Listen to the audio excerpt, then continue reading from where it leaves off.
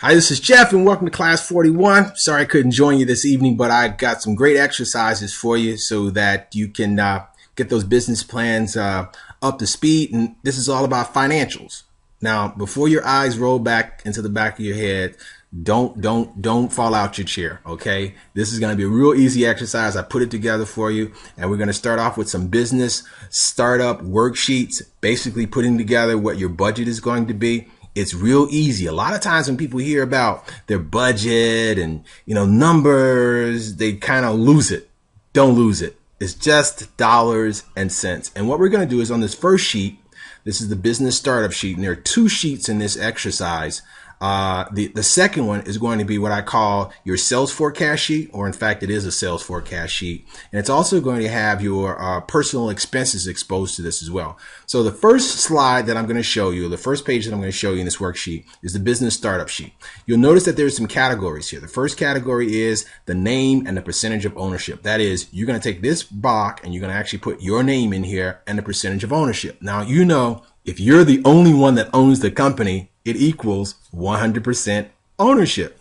If you have two partners, you want to put that other partner's name here, the second partner's name here, and whatever percentage of ownership that they have of the company, you want to use these blocks to fill those out. Now, the reason you want to do this is because there's basically two types of money. There's debt and there's equity.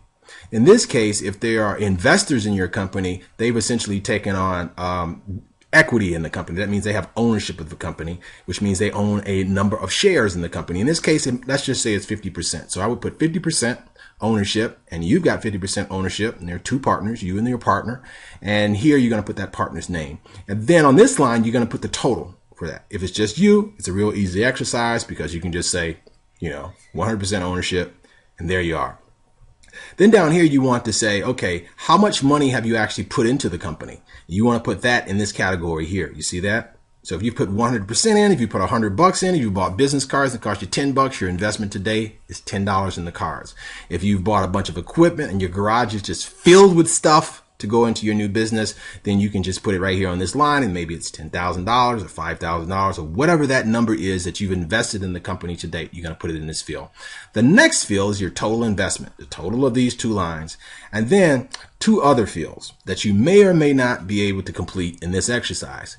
For example, if you have a bank loan or a line of credit from a bank, say the line of credit is $5,000 and the bank gives you that line of credit, you can put that number here in this gray box here. You may have other capital resources. You just hit the lotto. You went to the gas station. You went down to the Citgo.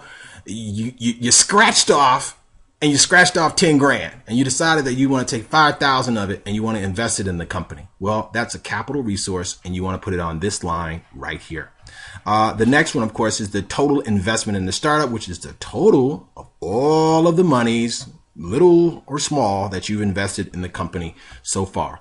If I go just a little bit more down the page, you'll see what I call our startup and expenses. Our startup and expenses are really easy to do. For example, if you have rent or you estimate what your rent is going to be on that building, you complete it right here in this box. In this case, we might say that the rent is going to be $1,200 a month. And we just put it in that box. If you have any leasehold improvements, that is, you're moving into a space and you're redecorating the place or you're painting it, and it's going to cost you $500 to put paint in here in the new space. So you would put the $500 in this new space. If you're putting blinds in or any type of improvements on an existing office space that you're in, even if these improvements are going to be in your house. I'm certainly not a CPA, so you want to consult your CPA on this one, but there's a certain percentage that you can actually deduct for improvements that you would make in your home office. For example, you put in some tables or some chairs or some new equipment that's embedded in the wall. That would be an improvement. And in this case, on the next line, we're going to have advertising. Brochures, flyers, commercials, billboards, anything that you have, marketing material related, commercials that you're running on television, anything that you could think of that would be advertising or marketing related would go in this category here. Signage, we do have a sign guy in the class. So signs can be real inexpensive. That is almost handmade, or they can be custom $30,000 signs. At any rate, you're going to put it here. Any other categories, capital equipment. Capital of equipment, by definition, is equipment that's going to allow you to be able to make a larger profit. For example, if you're in the printing business and you are wanting to buy a new Heidelberg press, well, that press is going to allow you to be able to print more or bigger documents or color documents or what have you. That's a capital equipment purchase, and you want to put that number right here on this line. Of course, printing could be rolled into marketing, but I have it down here as a separate line item, and you just put it there.